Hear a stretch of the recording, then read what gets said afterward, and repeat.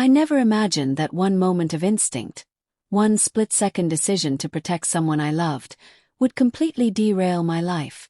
About a year ago, my girlfriend Madison and I went to a summer party hosted by one of our close friends. It was the kind of gathering everyone looked forward to every year. Music blasting, people packed shoulder to shoulder, laughter spilling out into the backyard. First, everything felt normal. We drank, talked, and bounced between friend groups like we always did. A few hours in, Madison and I slipped away from the noise to find a quiet place. We ended up in a small storage room off the hallway. Bare walls, dim lighting, but enough privacy to just be together for a moment. Felt nice to escape the chaos. We were laughing, talking, and kissing when I realized I needed to use the bathroom. "I'll be right back," I told her. That decision still haunts me. As I walked back down the hallway a minute later, I heard something that didn't belong at a party. Madison screaming. Not laughing. Not playful. Real fear. My stomach dropped instantly. Ran. When I reached the room, the door was half open. Inside, I saw a man I vaguely recognized from earlier in the night. He had Madison cornered, his hands on her while she desperately tried to push him away. She looked terrified, frozen, panicking. There was no thinking, no hesitation. I grabbed him from behind and swung. I don't remember how many times I hit him. I only remember the sound of my own heartbeat pounding in my ears and Madison crying behind me. I stopped only when he collapsed to the floor and didn't move. Madison and I ran. We didn't even grab our things. We told the host what happened, then left immediately. That night, I held her while she shook in my arms, both of us trying to process what had just occurred. I truly believed that was the end of it. I was wrong. The next morning there was a knock at my door. 2 police officers stood there, calm and professional, but what they said made my blood run cold. I was being arrested for aggravated assault. I tried to explain. I told them about Madison, about the man who tried to hurt her, about why I stepped in. They barely reacted. One officer told me I could explain everything downtown. I was handcuffed and taken away while my mind raced in disbelief. From the holding cell I called Madison. She was sobbing. She promised she would tell the truth. She promised everything would be okay. She bailed me out, but the legal nightmare had only just begun. Over the next several months, court dates dragged on endlessly. The man's friends, who had been drinking all night, claimed I attacked him unprovoked. Their stories aligned just enough to sound believable. Madison testified too. She told the court exactly what he tried to do to her. It didn't matter. The judge ruled against me. According to the court, I was the aggressor. According to the ruling, Madison's account wasn't credible enough. I was sentenced to 7 months in jail. Jail strips you down mentally before it ever touches you physically. Every day felt the same. Gray walls, stale air, endless routines. I tried reading, but the books were old and falling apart, just like my hope. Nights were the worst. That's when my thoughts turned dark. Would Madison still see me the same way? Would she wait?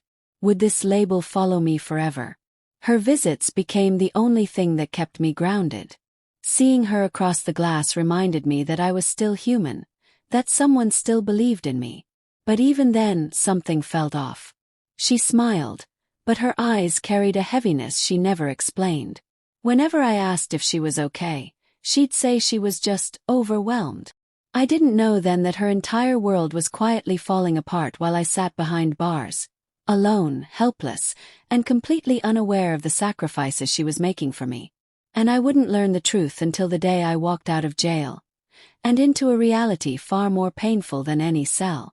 I thought surviving jail was the hardest part, but what Madison confessed to me after my release would change everything I believed about loyalty, family, and the real cost of standing up for someone you love. The morning I was released felt surreal. The sky looked brighter than I remembered, and even the air felt different, lighter somehow. I slung my small backpack over my shoulder and stepped through the gates, telling myself that the worst was finally behind me. Madison was waiting in her car. The moment I saw her, everything else faded. I jogged toward her, and when she stepped out, we collided in a tight embrace. She laughed through tears as I kissed her cheeks, her forehead, anywhere I could reach. For a brief second, life felt normal again. We got into the car and I started talking non-stop. About jail food, about sleeping in a real bed, about how badly I wanted a proper meal. I half-joked that I'd kill for her mom's cornbread. Madison's smile faltered for just a moment. She suggested fast food instead. That should have been my first clue. I told her I'd rather eat at her mom's place. Home-cooked food. Table. Something familiar. Madison tightened her grip on the steering wheel and kept her eyes on the road. When I asked if everything was okay, she said yes. Too quickly. Then she sighed. There's something we need to talk about. Those words always land heavy. She pulled over and sat there quietly for a moment before telling me the truth. While I was locked up, her family had given her an ultimatum. Them or me. They believed the court. They believed I was violent. Worse, they believed Madison had lied. I felt like the ground dropped out from under me. She told me she argued with them. Begged them to listen. Told them exactly what had happened that night. They refused to budge. In the end, they told her if she stayed with me, she was no longer welcome in their home. So what did you do? I asked, barely able to breathe. She broke down crying. He chose me. Madison had been living on her own ever since, working extra shifts, barely scraping by, carrying the emotional weight alone. She never told me because she didn't want to make jail harder for me. I pulled her into my arms right there on the side of the road and promised her that things would change. That I'd make it right. That I'd take care of her now. I meant every word. But promises are easy to make in moments like that. Keeping them, that's where life tests you. I thought choosing each other was the end of the conflict, but months later, one simple game night would reopen wounds Madison wasn't ready to face. A few months after my release, Madison and I finally started settling into a rhythm. Money was tight, but we were managing. One night we decided to have a quiet game night, just the two of us. Played Uno.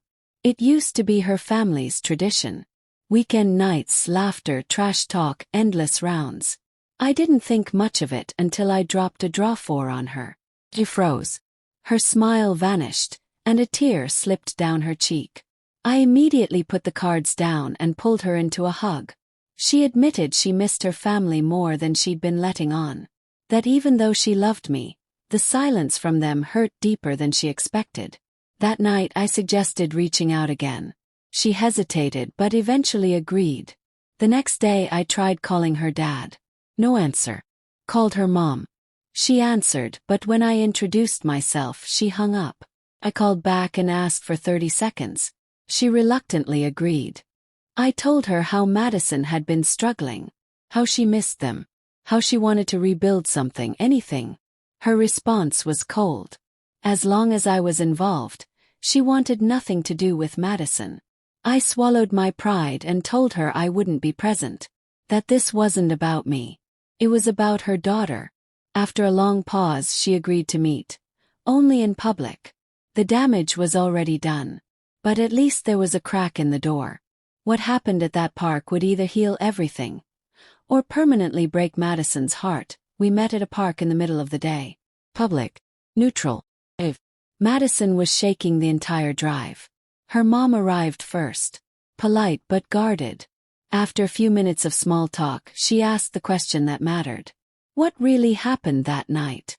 I told the story again, carefully. Madison confirmed everything. She spoke through tears, explaining how afraid she'd been and how I stopped it. The table went silent. Then Madison said something that changed everything. The man you should be afraid of is the one who wouldn't take no for an answer. Her mom broke. She apologized, to Madison first, then to me. She admitted she let fear and gossip override her instincts as a mother. Madison didn't forgive her immediately. She said she needed time, but she was willing to try. That was enough. Rebuilding trust doesn't happen in one conversation. And Madison's family still had a long way to go. Months later, we visited her parents' house. The smell of cornbread filled the air. Her dad pulled out Uno cards like nothing had ever changed. But I could tell Madison was cautious, guarded. Trust doesn't snap back into place. It rebuilds slowly, piece by piece. Still, she was trying. And so was I. We laughed. We played. We stayed polite. Healing had started, but scars remained. Just when things seemed stable, Madison admitted something that made me realize healing doesn't always mean forgetting. Madison later admitted she'd never fully trust her parents the same way again, and maybe that was okay. They were rebuilding something new, not restoring the old. She chose me when it cost her everything. And I learned that loyalty isn't loud. It's quiet, painful, and often invisible to everyone except the people living it. I was arrested for protecting the woman I love. But in the end, she was the one who truly saved me. Sometimes the people who stand by you lose everything, and you don't realize the cost until it's almost too late.